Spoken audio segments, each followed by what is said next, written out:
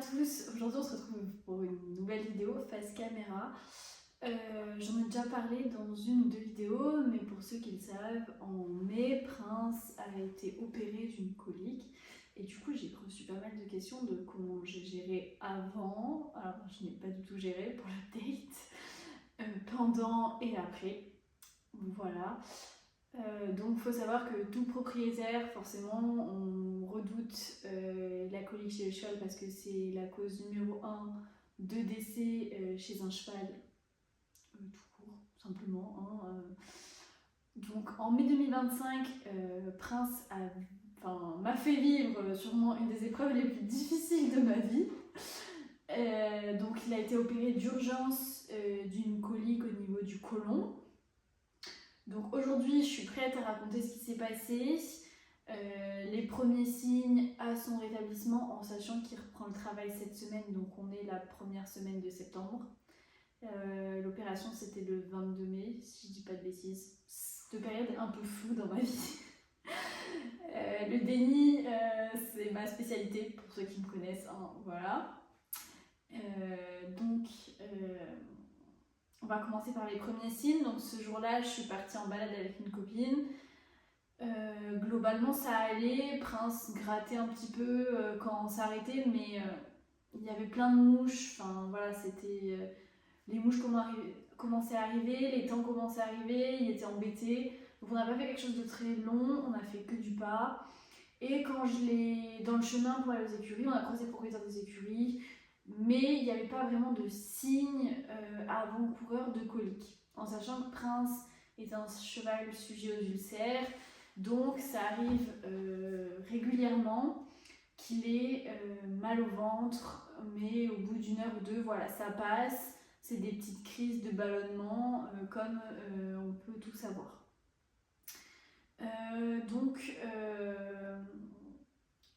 Sur le chemin du retour, on a croisé le propriétaire des écuries, du Donk.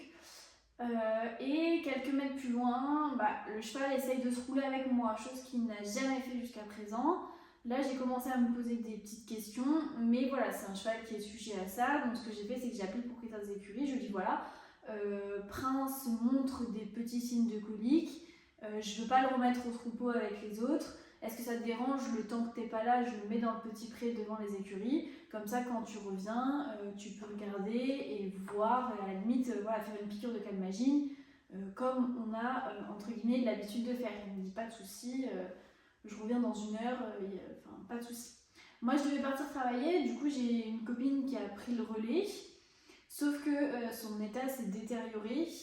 Et quand le propriétaire des écuries est revenu, il a pris la palpation, il a appelé la véto pour qu'elle vienne et il m'a appelé en me disant il faut que tu reviennes, là c'est plus fort que d'habitude.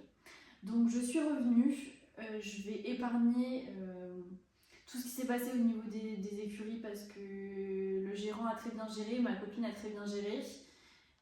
Quand je suis arrivée, il faut savoir qu'à cette période-là, j'étais en dépression sous antidépresseurs. Donc mon comportement de déni, on va dire, je ressentais pas les mêmes choses que les autres. À ce moment-là, j'étais sous médicaments et la façon dont j'ai géré ça n'a pas plu à d'autres propriétaires. Bref, c'est un autre débat et une autre histoire. Et donc la vétérinaire est arrivée à la même heure qu'elle serait arrivée si moi j'avais appelé au moment où on est revenu de balade, tout simplement parce qu'il y avait d'autres urgences et que dans tous les cas elle n'aurait pas pu arriver avant. Donc ça n'aurait rien changé au fait qu'il a été opéré après. La vétérinaire est arrivée, le propriétaire des écuries a attelé le vent, Prince partait en clinique parce que les signes vitaux étaient vraiment pas bons. Elle a vidé l'estomac et ça faisait au moins 1 jour et demi que l'estomac n'avait pas digéré. Donc elle a sorti beaucoup de liquide. Et donc on est parti pour 2h30 de route, tout simplement parce que le pont d'Aquitaine était bouché et que la route a été très très longue. Voilà, j'ai une copine qui était avec moi, qui m'a accompagnée, qui a conduit, etc. parce que je n'étais pas en état. Mais moi j'étais vraiment dans une situation où je gère ce qui arrive au moment venu. S'il y a opération, il y a opération. Enfin voilà, il n'y a pas de... il y avait zéro émotion de ma part. Voilà, alors est-ce que c'est bien, est-ce que c'est mal, je vais me prendre des critiques, je pense, mais c'est pas grave, chacun gère comme il peut, comme il veut, voilà, pas de sujet là-dessus.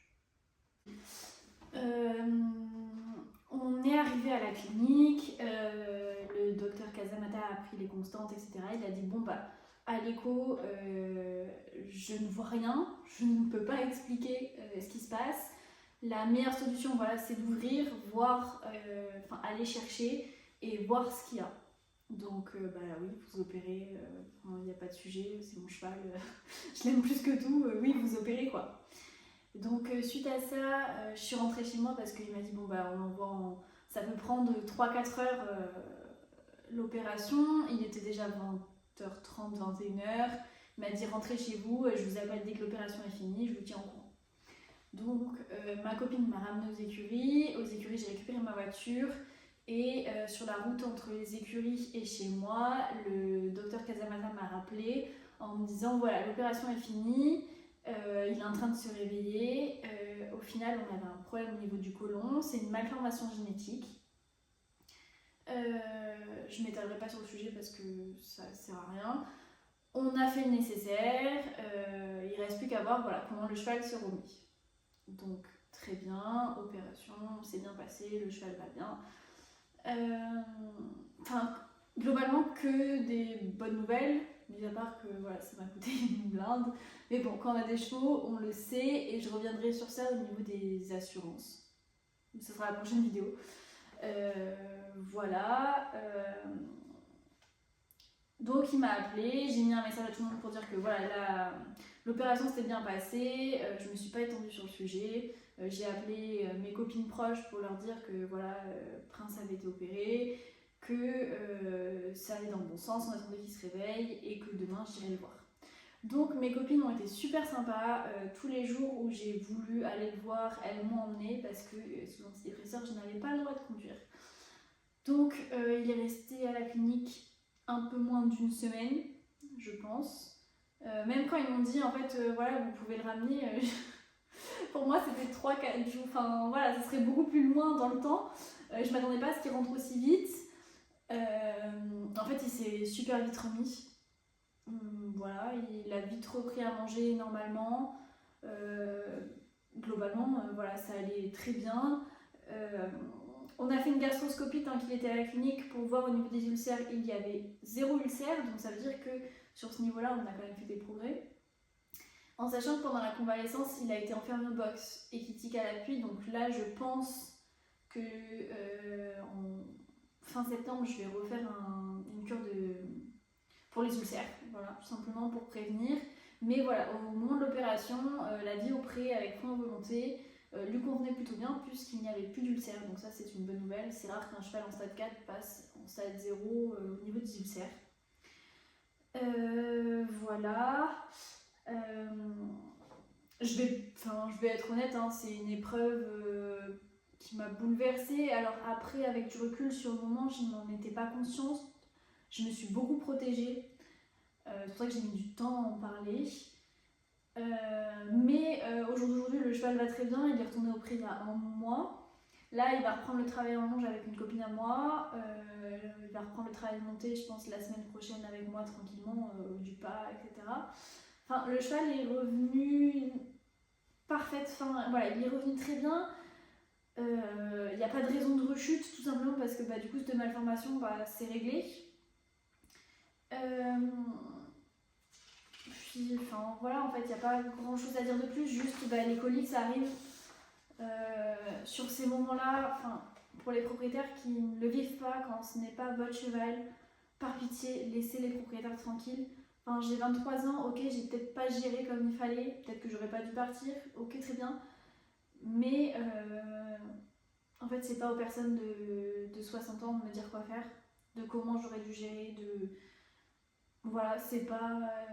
Ça, je l'ai très mal vécu. Je le prends très mal encore. Voilà. C'est un mélange un peu de fatigue, de gratitude parce que mes copines ont vraiment soutenu le truc.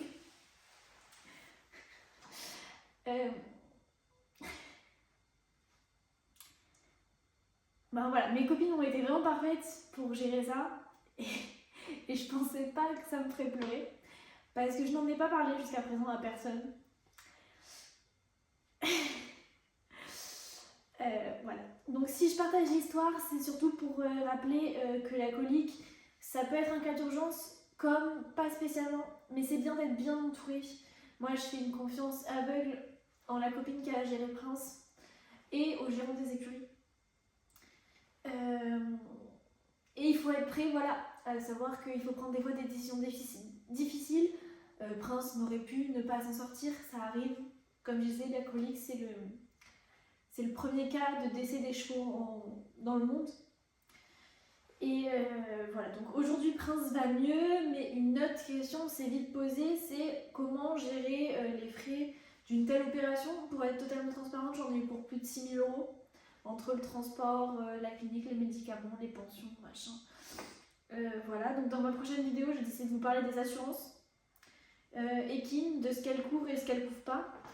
Ça m'a permis de contacter voilà, toutes les assurances, de faire le point, mais j'en parlerai plus en détail au mois venu.